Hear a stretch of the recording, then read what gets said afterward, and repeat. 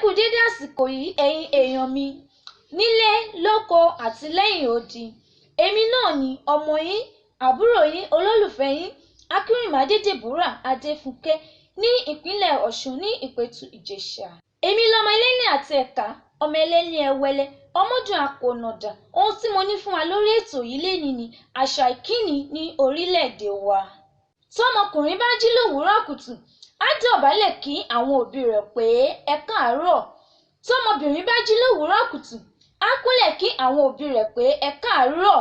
Kì í ṣe àárọ̀ tàbí ọ̀sán tàbí àṣálẹ́ nìkan ni wọ́n kíyàn ní ilẹ̀ Yorùbá. Ó ní í ṣe pẹ̀lú àkókò tàbí ìgbà tó bá jẹ́.